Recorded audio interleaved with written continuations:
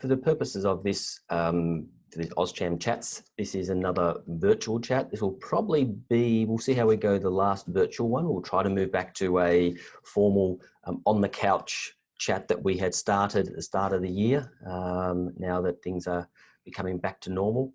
So hopefully we can move to a more comfortable and casual, sit around the coffee, have a discussion as we've done before. So I'll start now. We've got a few people online and we can continue. So welcome to AusCham Chats for May. And we're looking here at what businesses have done to evolve and change and what they've learnt from the process. So how to take a situation of unknown, of shutdown, of markets being taken away from you and evolving and succeeding as a result of that. So we have three guests today. We have Robert Elman from Food Source. So Robert, business is primarily meats and other higher-end produce, primarily sourced from Australia, but a bit more of sort of a very a global supply chain. And obviously his markets, the five-star hotels, etc., weren't doing as well and buying from him so much. We had to change his business model. Michael Robinson, General Manager from the Caravella Hotel, was one of those hotels I mentioned that had to change business and deal with changes. And he had gone through a significant issues with the business, going through a reconstruction renovation period with reduced capacity, and then straight into this COVID issue. So we'll learn from what happened there. And for Damien Cuppett, so Damien runs a small F&B business and in High Tide in District 2, and trying to find out what Damien learnt from that process and also what he saw others doing. So we'll learn from each of those. But before we get to the speakers and hear a bit about their stories, a couple of things just for procedural. First thing is that if you have any questions, there's a Q&A button down the bottom. Ask questions. This is interactive. We'll throw the Q&A questions as they happen to the panel after the panelists have done introduction. So don't be afraid to throw questions out there. This is interactive and I please suggest you do. Everyone's microphones from the audience are muted. However, if you do put your hand up, we can obviously unmute and help you there. But before we go into the panelists, one of this purpose of AusCham the chats is a community-based. It's a free thing we do. We try to make this involving the community as a discussion. It's not so much a deep business technical of what's going on. It is a discussion-based. And to do that, we do want to support the community. So our supporter from the start here and our partner in this is LIN. LIN helps other NGOs and other organisations succeed. So LIN is very much about helping others, educating, dispersing funds. So Kelly, would you like to introduce a bit about yourself and LIN just for this morning and for people who have joined us? Yes, thank you, Matthew, for the kind introduction. So, hello everybody. My name is Kelly. I'm from LIN Center. So, as Matthew already shortly introduced, so we are a local nonprofit here, but our main mission is to support our other local nonprofit, grassroots nonprofit in Vietnam to grow and to develop for a long term. We also work with corporate and individual donors and facilitate connection and partnership with local nonprofits. So to allocate or to mobilize and allocate the resources where they need it the most. And as Matthew already mentioned, this is the fourth time I think AusCham and LIN collaborate to organize this AusCham Chat, and I think that's amazing because it's a reflect what we also AusCham trying to do is to promote the community engagement and the collaboration between business and nonprofit in Vietnam. So that's really great. So I just want to quickly share about our initiative at the moment. So you feel free to reach out to me later if you're interested. So if you receive the information about the AusCham Chat, right now LIN is calling for donation for our COVID-19 community fund. So in our nonprofit network, so because of the lockdown, a lot of nonprofit, especially working on the youth development, children, and also employment, they have to cut down their service or they suspend their services. So that's why we try to call in the fund and then distribute it to the nonprofits so they can continue their services and support the people in need. Yeah, so that's all for my introduction. I will leave it back to Matthew to lead the discussion today. Thank you. Thank you, Kelly. And I think Kelly will share participants afterwards a link if you want to be involved and help. We try to support LIN and charity donations, so that'll be shared around afterwards as well. So thank you, Kelly. I'm going to throw it open just for some introductions from each of the participants and to sort of let them tell us a bit about their journey and where they're at during COVID and where they're at now and what they've learned. So just for initial lessons, I'm going to start with Robert. So Robert, at Food Source, you were importing, you were distributing, and your markets changed dramatically. So tell us a bit about your journey and what you've learned and some of the sort of opening comments you'd like to share with us today. Thank you, Matthew. Yes, indeed, it's interesting times, and it has been for the last couple of months, let's say. Our scenario, our business is not rocket science. We import high-end food from Australia, New Zealand, and the US, mainly proteins. We focus on the higher end of the market. So our business model is to fly in products as often as possible, keep the stocks as low as we can, and rotate products while distributing, of course, throughout Vietnam. We've been quite successful at it so far, and the company has done well and grown well the last years. Everything went according to plans until end of January, let's say, and then we had TED coming up, which is usually a fantastic period prior and pretty slow period afterwards. So in terms of that, I think that everything followed its plan, but then of course hit with COVID and the closing of the borders, the scenario changed dramatically for us. We are predominantly a food service supplier, so our market is mainly the HoReCa, our hotel, restaurants, and catering business.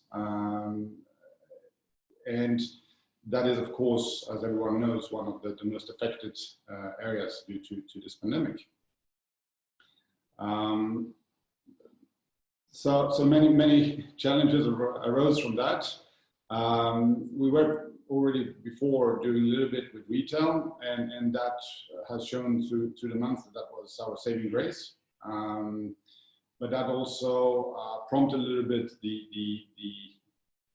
or let's get back. I mean, for 1 or 2 or 3 weeks, we were just trying to limit the problems, and then we decided that we needed to get on top of this. We cannot sit and continue and just solve problems. The motivation went down. Nobody was happy, nobody was doing anything, so we needed to reinvent something. So that's a little bit what we tried to do. And that's why I guess we're here as well discussing today. Challenges for us, mainly supply chain, no more flights, so very hard to get products. Less sales problems for companies with liquidity, so debt collection, also very, very big problem. Our cost structure also became an issue that we needed to revise, and then of course sales. Okay, thank you very much. I'll go ahead across to Michael. Your video's off. Are you okay to talk, Michael, now a bit about the Caravel and your journey to where you are? Yes, and thanks, Matt. I think in general, worldwide, it's a huge comment. It's a huge tough industry, very briefly. Vietnam especially, I think we had an interesting situation where we finally completed our 17-month long renovation on the 27th of January. So just as tech was beginning, and we had great prospects for 2020. Unfortunately, that hasn't happened, and we've really had to change up a little bit of what we were doing, change what our markets were, look at payroll control, cash flow has become a huge issue. As Robert mentioned before, I think we're also struggling a little bit with debt collection with a lot of travel agents around the world that have gone bust. So that's also been a little bit of difficulties in outstanding accounts. We, in some respects, had gone through a lot of the process during our renovation in terms of staffing and payroll control. Because we took the hotel to 27 rooms for about 8 months, down to 335. We did have a lot of policies in place payroll control in terms of leave with reduced pay. So that was one thing that was relatively easy for us to put in place procedures to reduce payroll. But we definitely never saw it coming as fast as what it has. Our occupancy was budgeted for March at 80%. I think we finished at 8% occupancy. So it's a huge drop. April was even worse with the lockdown happening. Our restaurants, our bars, everything pretty much had to close. And then we made a conscious decision also to stop taking reservations for 2 weeks. We were very adhesive on a lot of the coronavirus cases coming in. We had some long-stay guests that we decided to take care of, and that way we stopped taking reservations for a 2-week period. Things calmed down.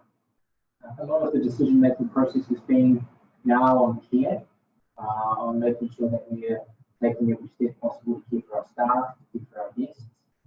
And unfortunately, in some circumstances, that has dramatically affected revenue. But it's also about looking into the long term and knowing that there will be recovery. There will be some market coming, which we're starting to see now on the restrictions being released. It's been a very tough time, and I think it will continue to do so. Predominantly, our markets in the hotel have always been international guests, so having the borders closed will continue to have a dramatic effect on the hotel occupancy, at least for the rest of the year, if not longer. I can't see our numbers returning back in 2021. But as soon as borders release, we will start to see occupancy increase. The domestic market for us was really huge, and that's something that we've now had to slightly adjust our business model and our some of the marketing team start to focus a lot more on the domestic market rather than international, and that changes a lot of our marketing initiatives, a lot more marketing towards the B2Bs and then different cities like Honey and Demand, which we didn't have so much of a presence in before in the hotel. So a lot of that has been what we've been working on over the last 6 weeks, and changing the mindset of staff, knowing that we have to sit back and wait for things to recover. It's been tough and will continue to be tough for some time. Okay, thanks, Michael. So your audio is not very great, so if you can sort of talk close to the microphone or find a headset, it might help as well. Just there was a few comments around, so perfect. Thanks you for that. So we'll come back into some of those. You've interested topics there about some of the staff engagement and some of the planning. So we'll come back to that because they're some of the topics that I want to get into about lessons learning in the future as well. So thank you very much. I might flick across then to Damien. So Damien owns a small business, High Tide, in District 2, bar and restaurant. And again, small business, but big business, everyone's sort of affected. So Damien, do you want to talk about your lessons, what you've learned and what sort of things that you think you could have done better? Because we talked about it earlier. There were a lot of things that you've noticed that you would do differently next time. Yes, Matthew, thank you so much. Good morning, everybody. My name's Damien. I'm one of the owners with my wife at High Tide Restaurant and Bar in Towdian. High Tide's about 120 person seating, an outdoor setting, and very popular in the Towdian area.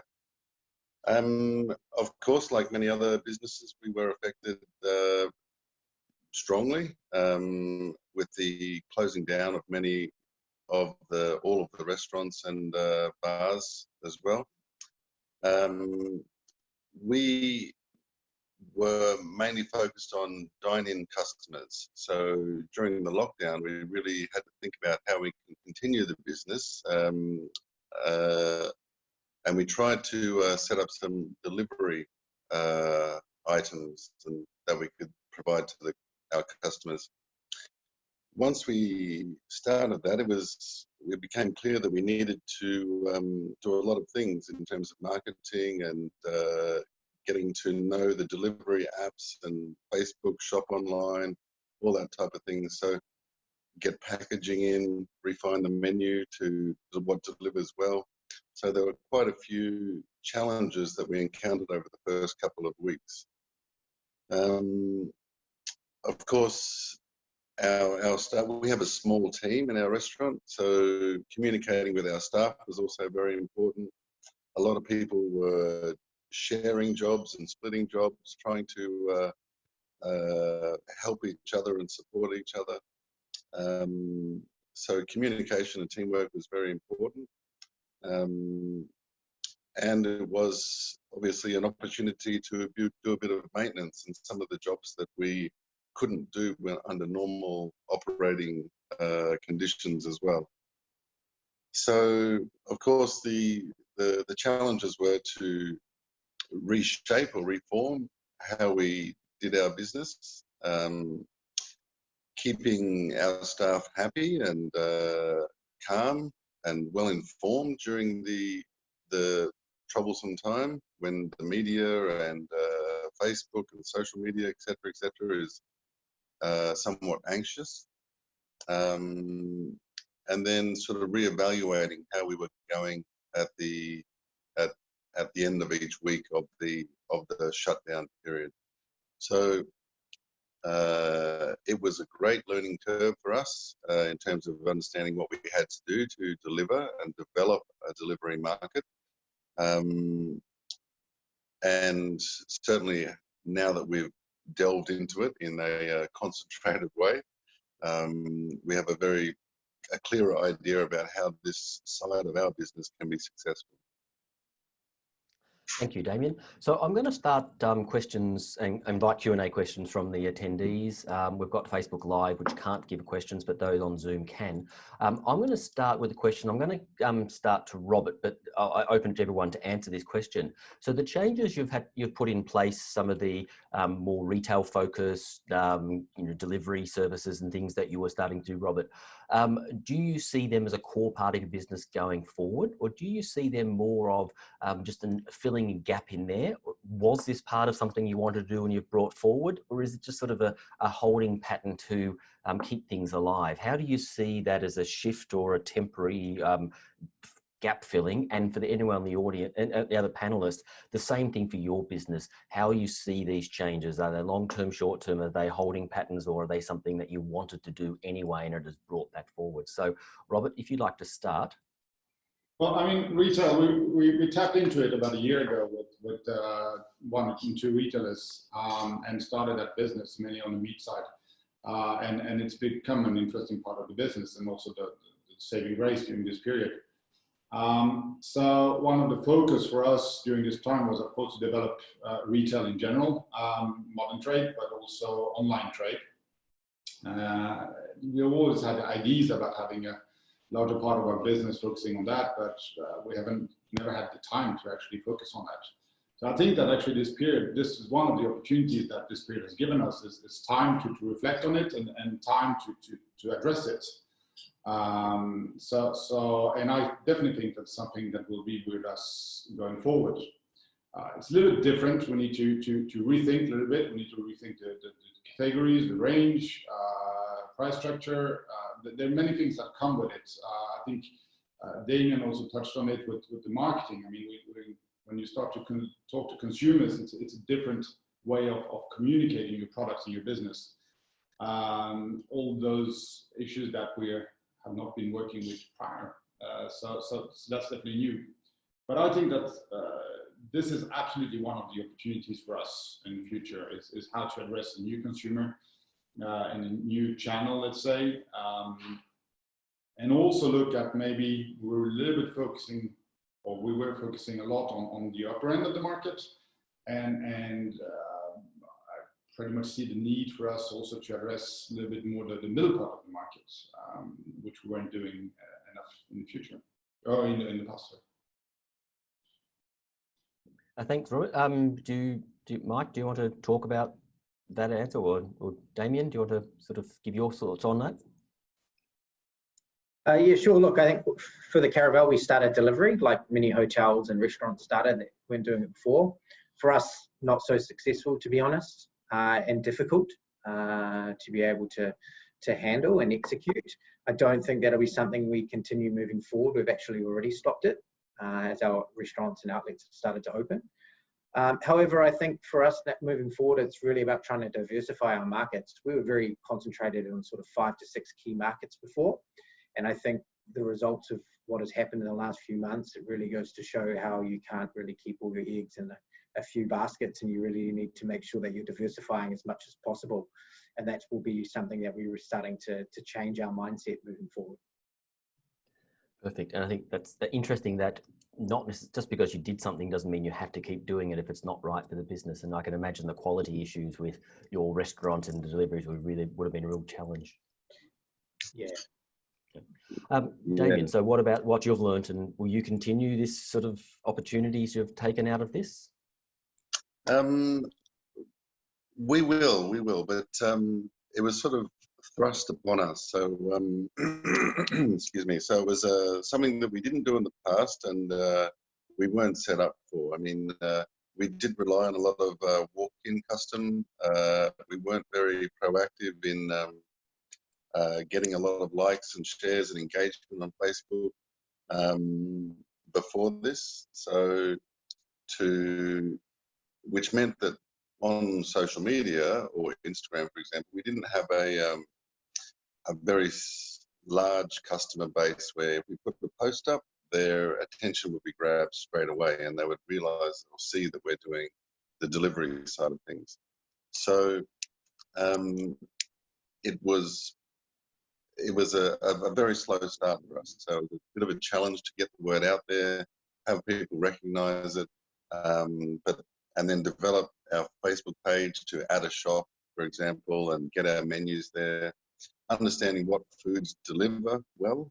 Some food doesn't carry very well when you're on a motorbikes, and we had to work out our range and then shuffle our staff. So it was certainly a challenge, and in the end we did stop doing the delivery because it just wasn't worth it under the environment with staff under stress and people somewhat anxious in the community. We just weren't getting the penetration that we needed. But in the future, we do see it as another revenue stream, but it's certainly not the major revenue stream of our restaurant. The mainstream will remain the walk-in customers, of course. Thanks. So one of the topics that's coming through there, and everyone has to pivot in some way towards this online, this delivery, this touchless contact. Now, that's something Vietnam's always been delivery, but it's never been sort of an e-commerce focused sort of economy. It's very much been a sort of a delivery focused. But your markets weren't necessarily those markets before. And now we've had some successes and failures, and I've heard from both Michael and Damien about their delivery didn't quite work in this way they thought. And Robert's been doing some delivery and looking to that to pivot. Do you see that as an important part in the future that you have to continue to work before, and this was just sort of a starting point, or do you see that as less important for each of your businesses? I think, Robert, you're probably sort of, because it was part of your strategy anyway, would say it's very important for your business, but I'm curious to whether this is a quick switch or whether this is a slow process that we'll go through as businesses, as you all mature your businesses. Well, I think for us, it's, as you say, it's a natural step for our business in general.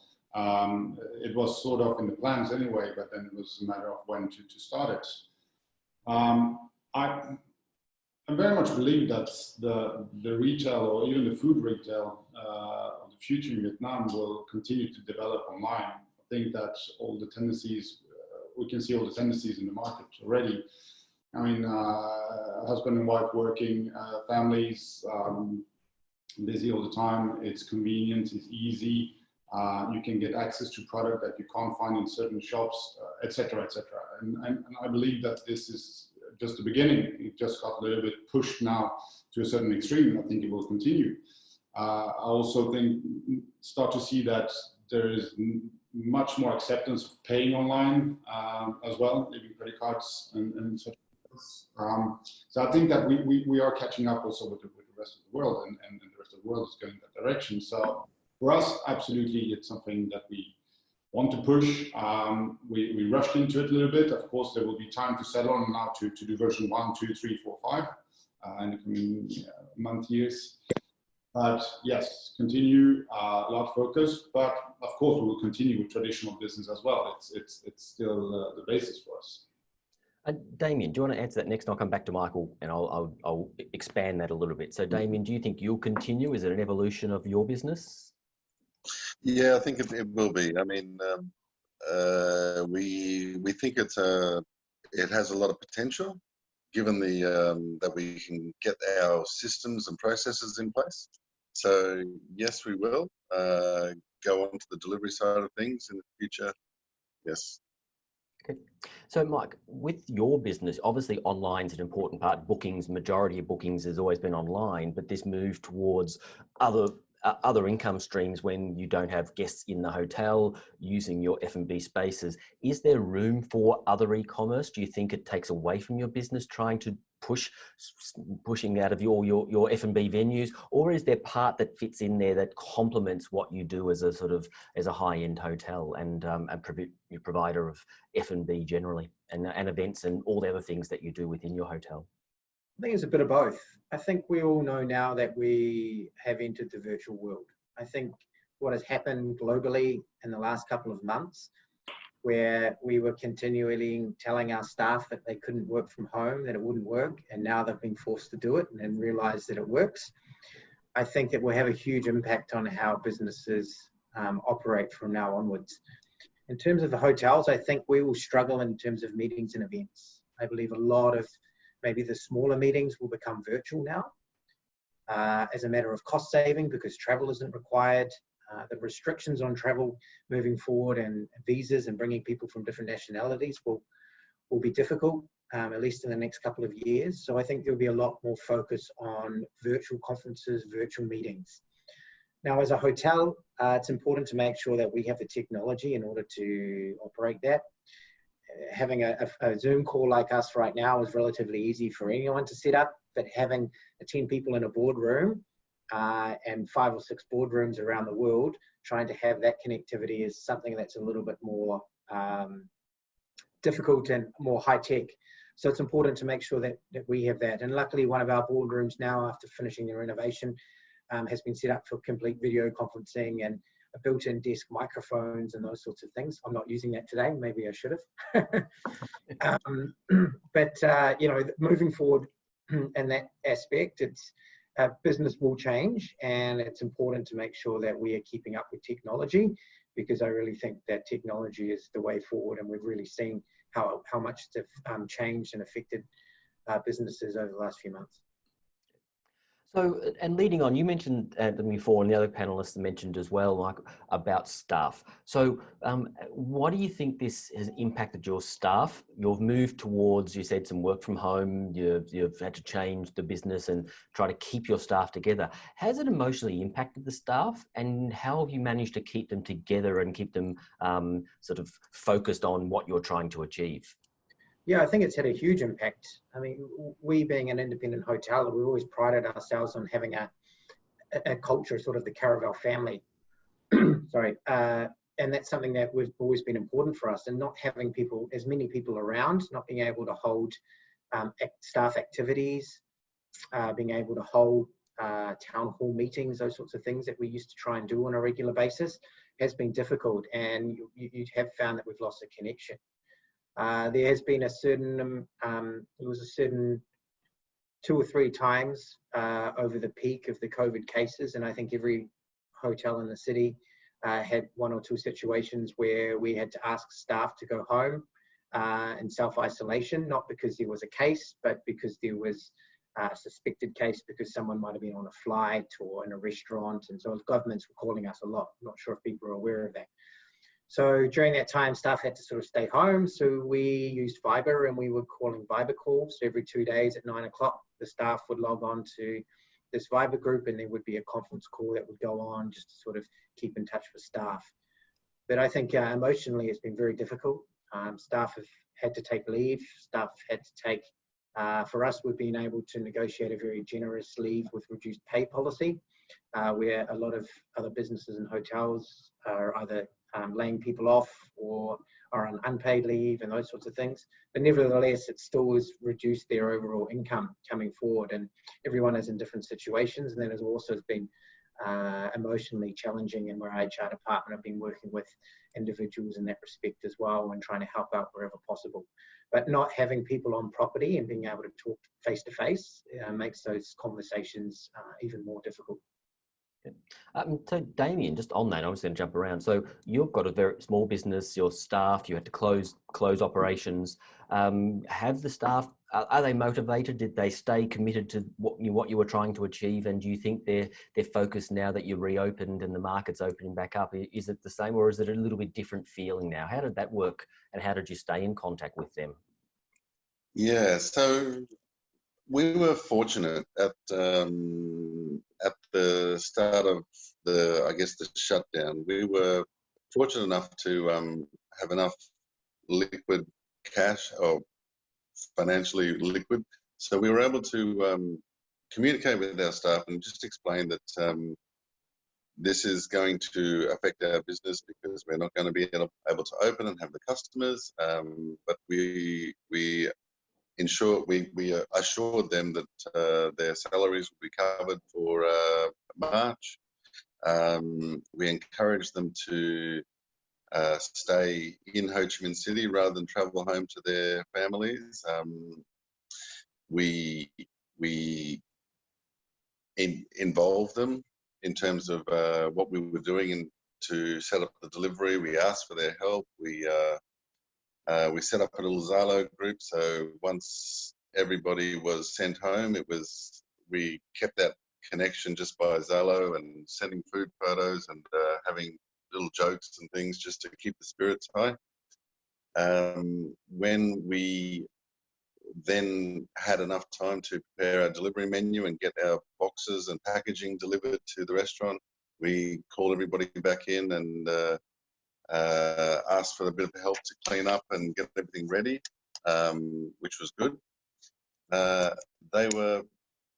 Of course, they were concerned and anxious because they see what's in the newspaper, they hear what's going around. So we did a lot of talking to them also about hygiene, and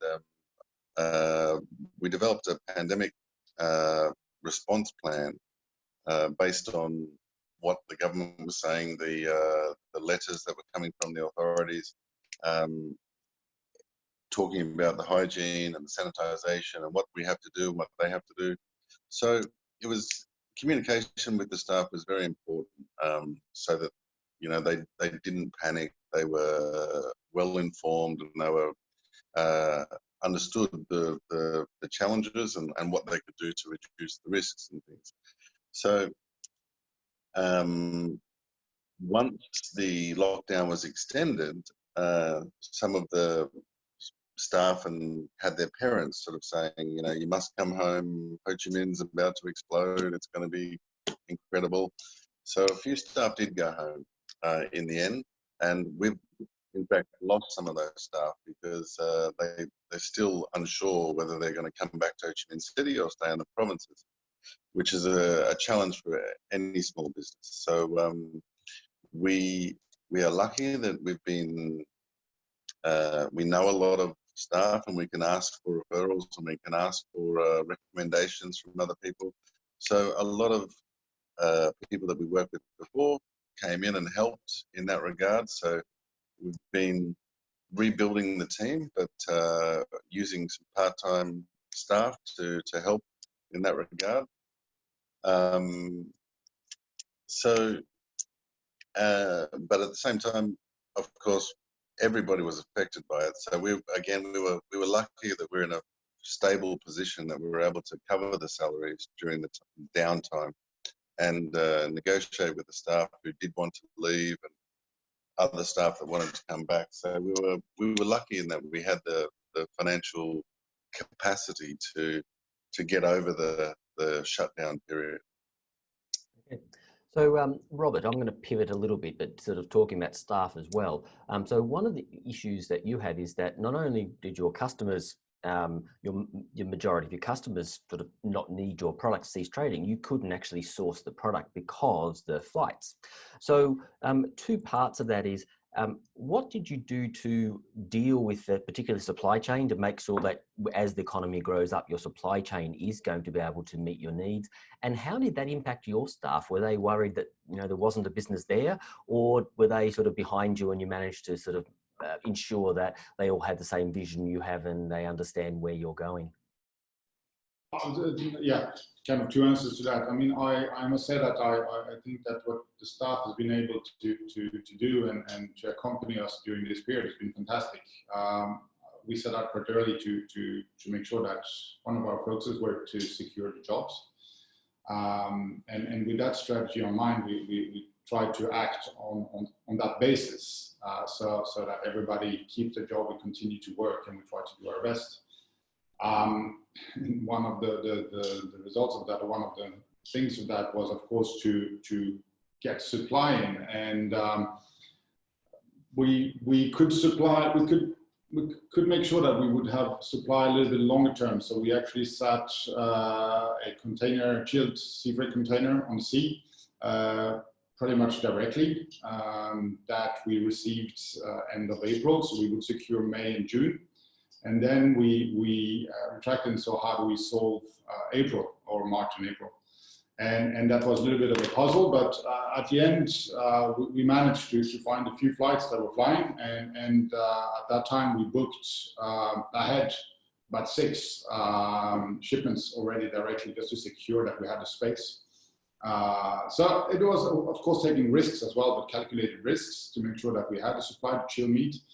At the end, I think we were one of the only with fresh supply. That in its turn kept us going, because it went to retail. And that meant that the staff could continue to work.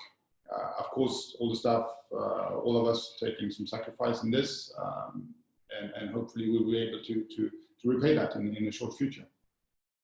Perfect.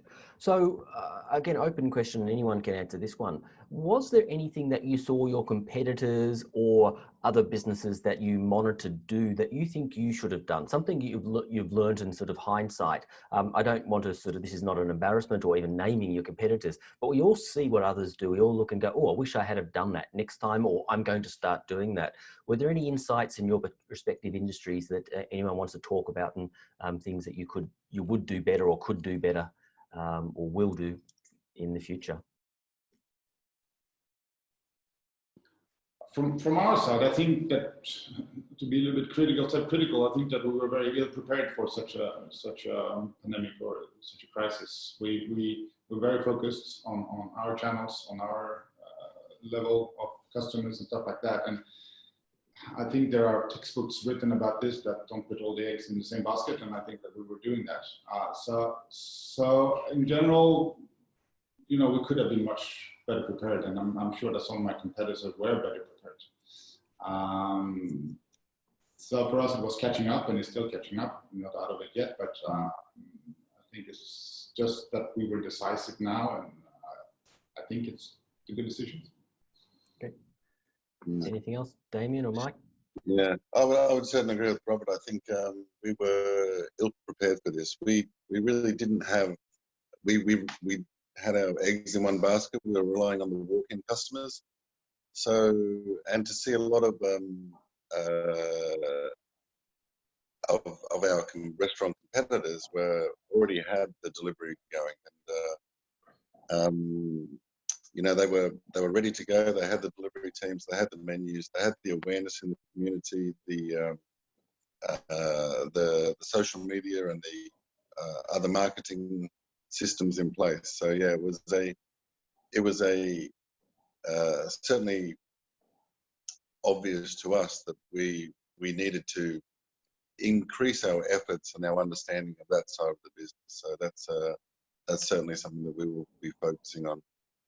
And with that, do you think from that you will succeed in the delivery and the takeaway, or is it something that you prepare for but you're still not completely invested in as necessary for your particular business? I think it's a valuable component of our business going forward. It certainly won't be the core. It'll be a secondary stream. So, and obviously when people come into the restaurant, there's a lot more chance to work with them and talk to them and become familiar with them. So we will do the delivery, but we still have to do a bit of homework ourselves as to how we develop that market. And we will probably be looking for help in that regard as well.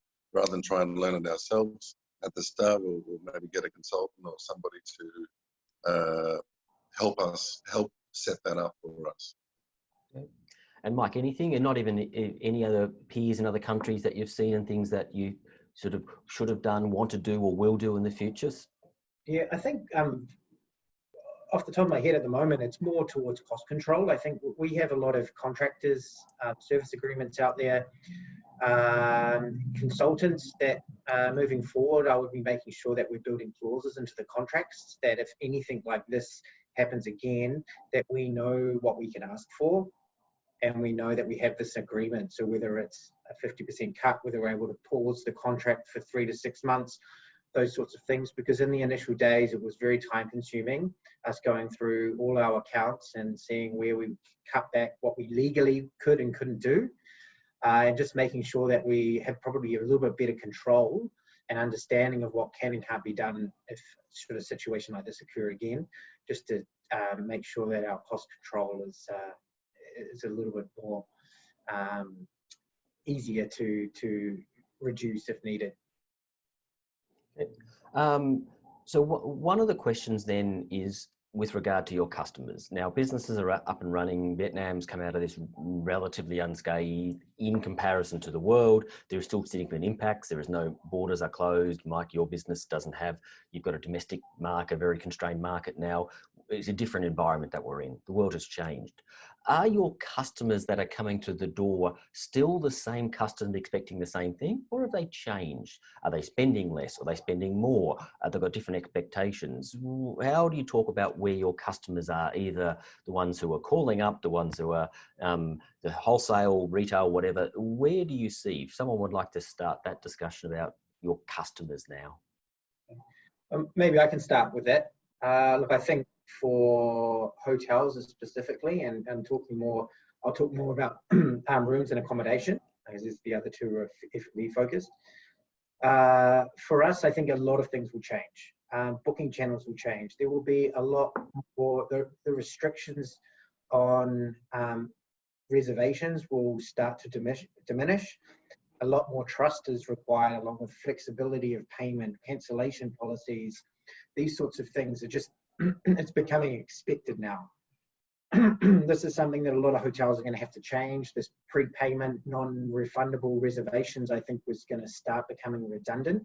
People are just not interested in that anymore because they want the flexibility should things change. Hygiene is going to become a huge talking point and a huge factor in bookings. For five-star hotels, I think it's extremely difficult to make hygiene seductive and being able to use that as a marketing point, although it will already has become a necessity, especially for corporate travel. So making sure that you have your hygiene policies that are online and published, that these are sent out to travel partners, to corporate accounts, those sorts of things. This is also becoming an expectation. A lot of these sorts of things now is going to be an emphasis on hygiene. I think temperature controls in hotels and these sorts of things will be around for a long time. Hand sanitization, especially in public areas, entering restaurants, these sorts of things are going to become an expectation also.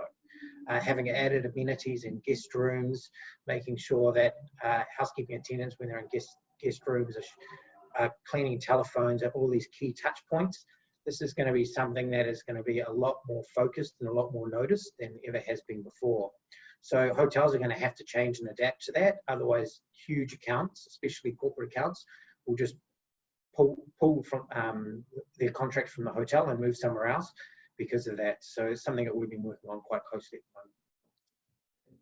the moment. Robert, your customers, are they the same? Do they expect different? Have they gone back to where they were before? How has that evolved? I think that if we talk about the traditional business that we had, the food service business, it has changed and it will change for a certain future. I mean, one of my customers Michael's hotel down here. I think that there will be a shift a little bit in also what they will be looking for. I mean, they will be running after margins in a different way that maybe you weren't before, to boost that. I think it's for us important to meet those demands. Maybe we can't sell exactly the same product at the same prices. We need to find alternatives that build margin for them. On the consumer side, it's very early for me to say anything because I don't know this market. I'm just entering it. We've seen some patterns during the crisis that were interesting to look at, where I was surprised by the level, the purchase power of some of the customers and the dariness to buy that much. I don't think that's a pattern for the future. I think that there will be much more consciousness. I think that the cash flow within the families will be totally different in the future. I think we're just starting to see this. So consumer, I think that consumers will change, customer groups will change, demands will change. It's also a partnership with the customers. For us, to build new debt is very critical. We cannot do that, so we need to build a different kind of trust with the views that we are moving forward with. So still early, and I know that there will be changes. Thank you very much. And Damien, have your customers come back? Are they the same customers? Are they expecting different things? Is it as it was before the crisis, or is it very different for you? Obviously, the first couple of days after the 23rd, when we were allowed to open back up again, people had been in their apartments or in their homes for quite a while. They sort of came out en masse, and we were a little bit worried that that would cause an issue. So we had to actually turn people away for the first few days because the number of people allowed in restaurants was limited by the authorities. So as much as they wanted to get out, we still had to do our part and toe the government line, so to speak.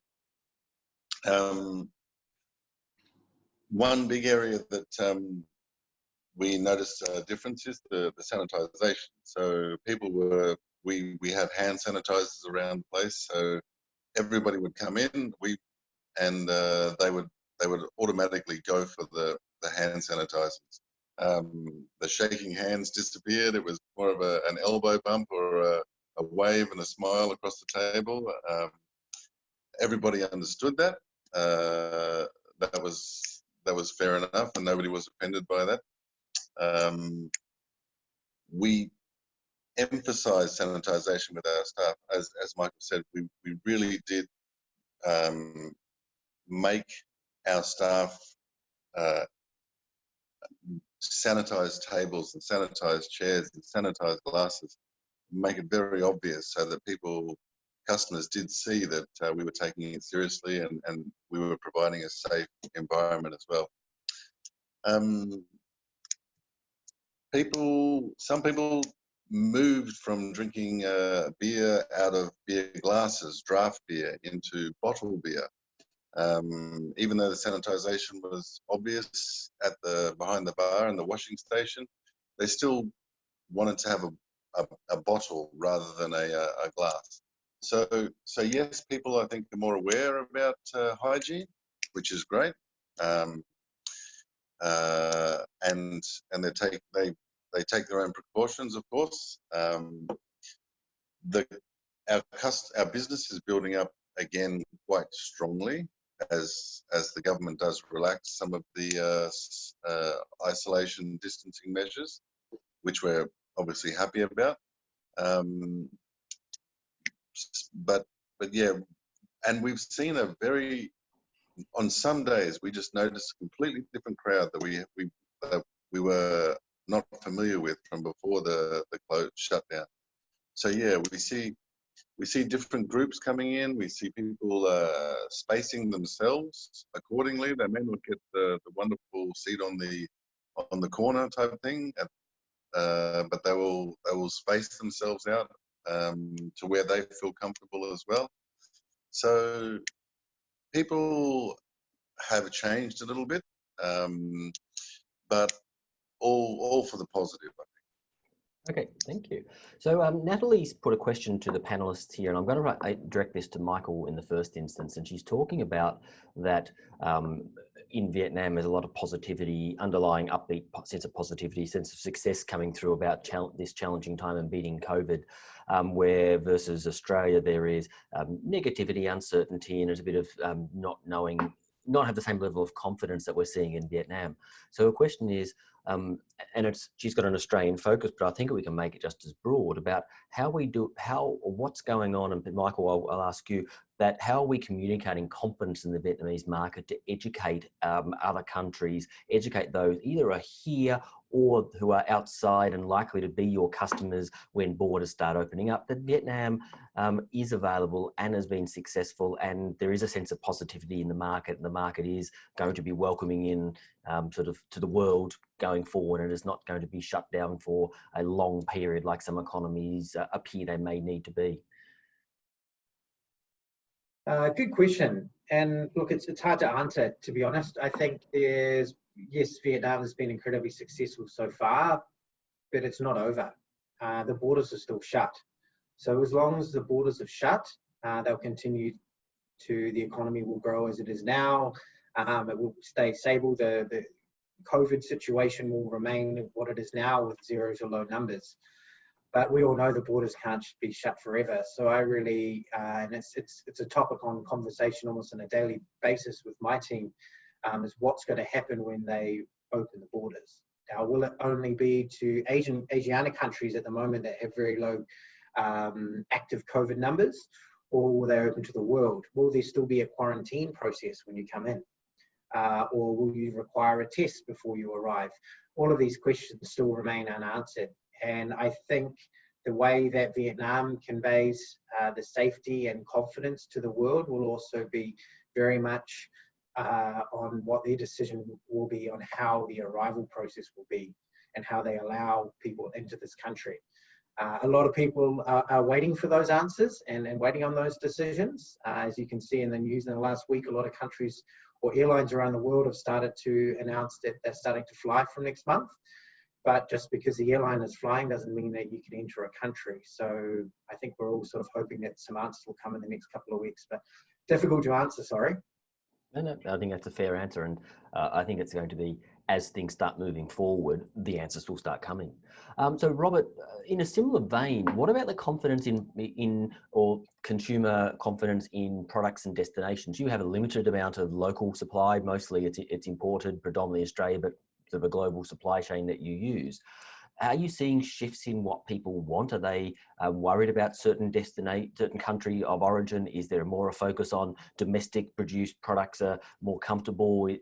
Has there been a shift, or is that sort of irrelevant to what people think at the moment as far as your consumers and customers? As far as my customers, I think that there is still the same demand for imported goods and also an understanding for the situation. So that is okay.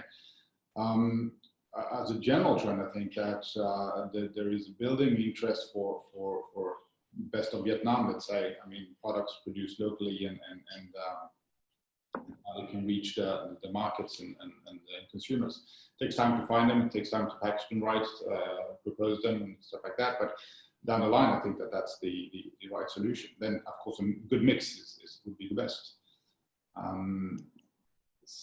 So right now, I haven't seen any tendencies that protectionism or people not wanting. I think that's most likely people want to go back to a certain way they were doing before, consuming before, and that is driving them right now. But curiosity hopefully continues. So where we are, we're in a position in Vietnam where we've come through the worst of it so far, and positive, things are opened up, social distancing's effectively been removed, and we're almost back to a domestic normal. Almost. There's a lot of things that aren't, but we're on the path. So from this point, we could slowly move into international integration, borders opening, or we could have a relapse. We could have a W situation. Things could go worse again in Vietnam before they get better. each of you panelists, the three of you, are you ready for if things do go in? We're all talking about the positive. What happens in the negative? Are you ready? Can you adapt? Have you learned? Is that a position that you're from what you have gone through the first time, or is it just going to be a pain that you just don't want to consider at this stage? Well, I can start maybe. We through this process with our owners as well, we had to prepare a crisis plan, let's say, with different colors and different situations. And I think that we came down to the middle of those actions, and then it got relaxed a little bit. But that still applies. I mean, if we go back to a closing situation, we still have this plan in place, and I think that plan will be updated and continued in the future and adapted. Of course, we don't want to, but I mean, it can happen, and we need to also look at the pessimistic plan in this, and at least we have taken or planned for more dramatic steps with our business. It's the mission is key to keep the business here and alive long term. That's the main objective. So if we have to do some short-term sacrifices, that might as well happen. Yeah, I agree. Look, I think when Vietnam opens the borders, there will be more cases, 100%. So it's about living with the fact that this virus is around until a cure, a vaccine has been developed. We're going to have to live with this virus. So if Vietnam decides to open the borders, which I imagine they will in the next few months, what restrictions will be in place and what preventative measures are there that our businesses will still be able to survive. Having 280 odd cases in Vietnam, that could easily become 1,000 within a week once the borders are opened. Will the panic continue like it had before, or are people under the understanding that they do have to live with this virus now for the next 12 to 18 months? I think until we have a better understanding of that, it's very difficult for us to have preventative measures in place, especially as an international hotel. Are we ready for it? I don't think anyone is ready for it. We can try and have our procedures in place. We can try our best to make sure that anyone entering, staying in the hotel is safe. But I think as we see now, how long it stays in your system, the amount of relapses, these sorts of things, I think hiding from it, the only way to do so would be to close your business. And I don't think anyone's in an opportunity to do that. So we'll really go on what government restrictions are in place and the communication the government is having that the virus is still there without being a cure or a vaccine. Thanks. So Damien, are you prepared, ready if things do sort of go with the W and we dip again? Are you, or is it just going to be too much? Is it something that you've learned to deal with now? Yeah, I mean, different to a hotel business, our customer base is geographically close to our business, so we don't rely on tourism or folks from D7 coming over, for example. I think it will come back. There certainly will be more cases, but I'm very confident that the authorities in Vietnam are going to cope with it, take the appropriate steps in terms of screening and isolation. So I'm very confident in Vietnam's ability to cope with this. If it does come back in a big way, and we are forced to close down again for a period of time,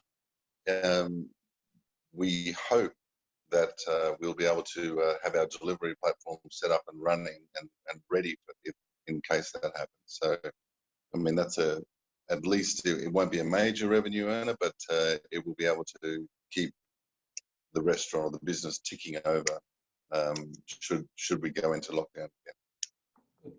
So as we're getting towards the end of this discussion, and before we get to sort of summaries from each of you, one of the things I'd like to ask and find out and ideas is, what is the new normal now? And you've touched on, each of you have touched on changes you've made, things that are different, but is there a new normal? Is there some fundamental parts of your business that is different to what it was before, and it is the new normal? And this is a sort of more bringing together what you've talked about, but I'm curious to how your business is now versus what it was. So just sort of the key features of what that difference is.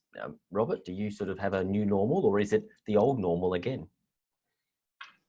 I think it's a mix a little bit. I think that we're still in a phase where we are trying to get into normal, as we have different business lines developing, which will have different requirements that we absolutely don't have on board, or we don't have the skills.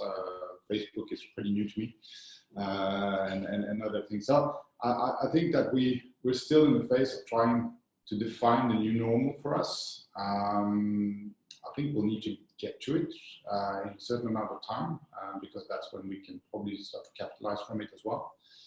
But right now, I mean, as the food service sector just pretty much opened up, we're very happy just to get back to the old normal somehow. But we need to push. Sorry, continue, Robert. And we need to push ourselves. We need to get into this new shirt or new way of working, and what the new requirements for us at least will be. Mike, what's the new normal for you? You mentioned a lot of things, sanitization, etc., potential sources of customers. Are you going to go back to the old normal, or is this new normal something that's going to continue with you, and it is a seismic shift in your business structure and approach?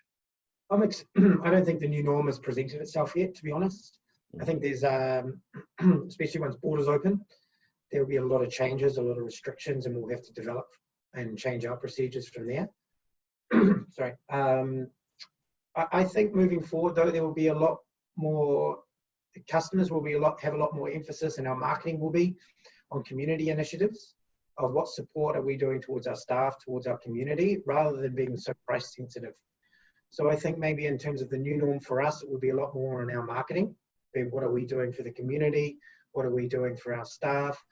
Where is the care for our guests and our local community? Once again, with sort of hygiene practices and those sorts of things, rather than 20% off here or these sorts of discounts or add-ons. I think that's something that will start to change a lot more, and we'll start to see a little bit of a new norm. But I think we're definitely not through it yet, and I think there's a lot more to come. Just on that, Mike, before we go across to Damon, so one of the questions was posed on my screen here is about this domestic focus. Is that pivot towards, given that's a current, your only market is realistically a domestic market to advertise and promote for, domestic being expats or individuals in Vietnam, is that going to be a long-term shift? And are you sort of pivoting towards that, or are you just treating that as the now, and that won't necessarily be the future, sort of a future long-term pivot? No, I think it's important for us to have a strong domestic market now. I think moving forward, it's something that it will become a necessity, but it won't be enough to hold the hotel up. It will need to be one, a big concentration point, maybe one of the top markets, but it won't be the savior of the property. And I think also with travel now, even domestically, it's becoming more and more difficult.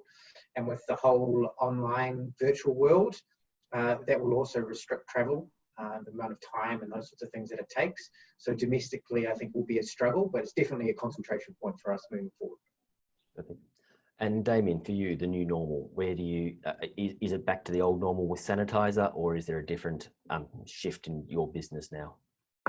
Yeah, so our customer base is domestic, so we're very fortunate in that regard. So I think one of the big changes, one of the things that we are focusing on is the business efficiency, managing costs, sort of making sure we have enough in our piggy bank to get us through if lockdown does happen again. I think we will return, fortunately, where we are located and our customer base. Our business will strengthen rapidly enough. I think our second key thing is to develop our marketing so that we are prepared in that event that it does happen again. So. Right. Well, on that basis, we've got a little bit of time, but I might just start wrapping things up here. We've been talking for a bit over an hour. Robert, can I'm going to get some final thoughts from each of the panelists. I'm then going to sort of get Kelly to say a few words at the end as well.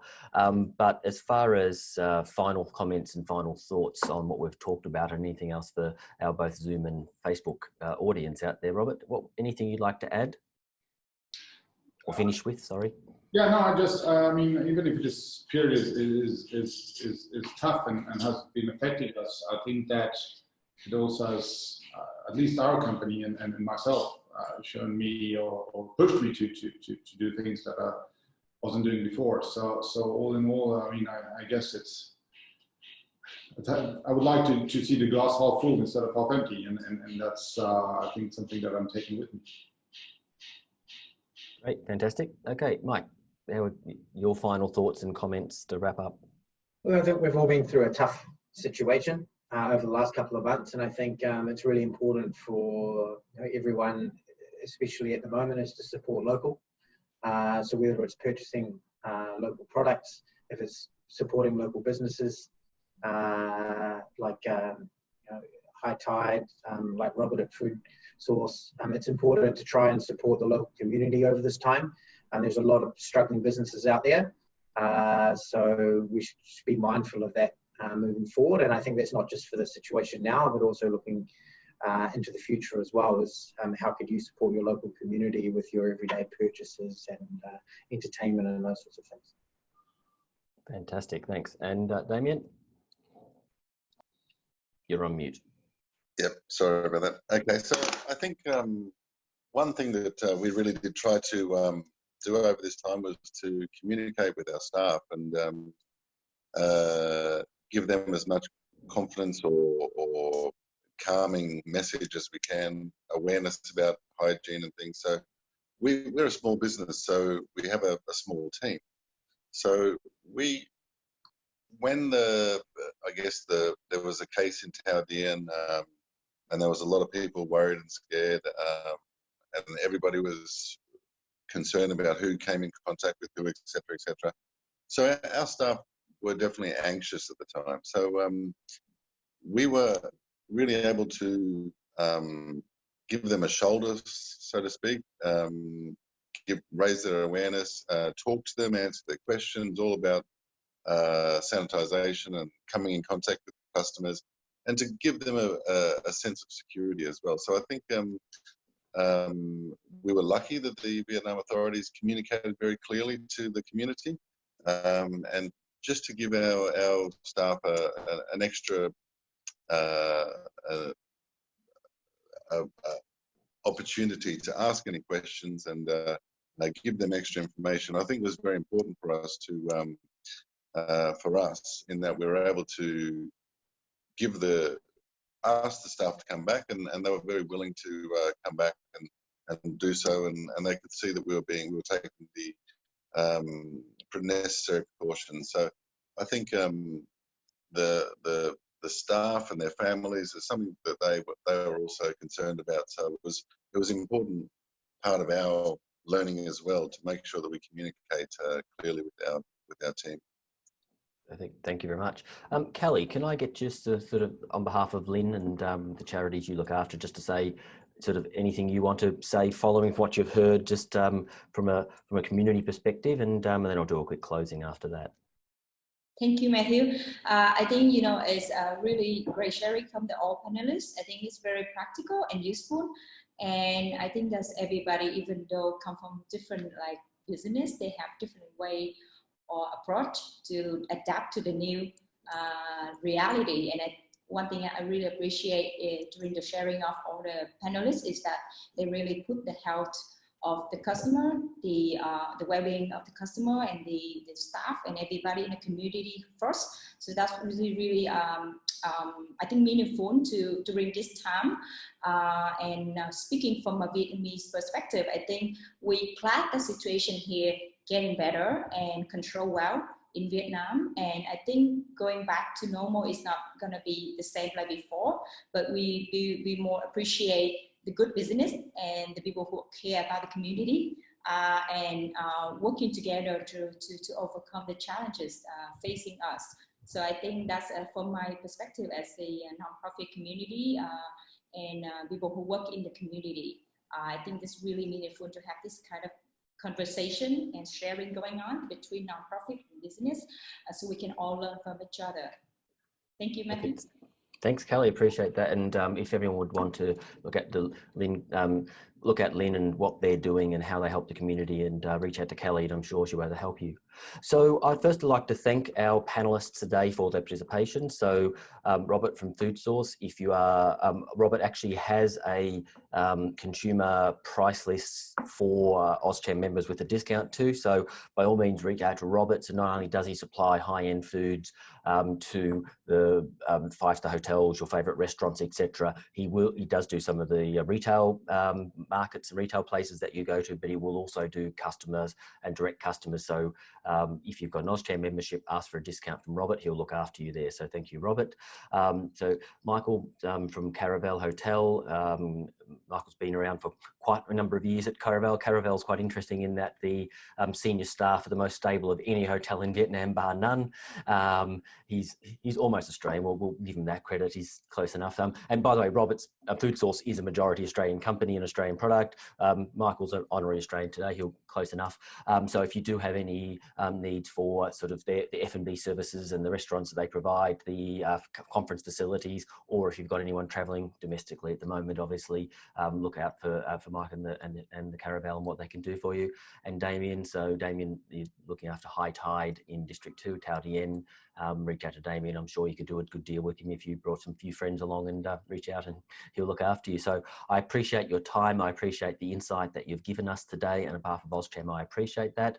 And I thank you on behalf of the community.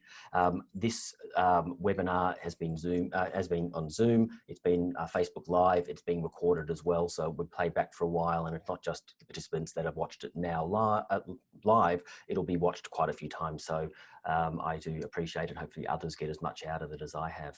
So for those from an AusCham perspective, jump on the website, upcoming events. There's more seminars to come. I think I understand there'll be some more real live in-person events coming up in the near future, which will be back to the old normal. The new normal's been, well, more Zooms and webinars, and I look forward to meeting everyone in person with a elbow bump when I can, and we get out of this webinar focus back into the real world. I look forward to it. That said, webinar is very useful, so I look forward to what becomes the new normal for the business chambers and helping the community. So if I don't see anyone beforehand, I'll see you at the next month's AusCham Chats. So thank you all. Have a great day, and I appreciate all your time.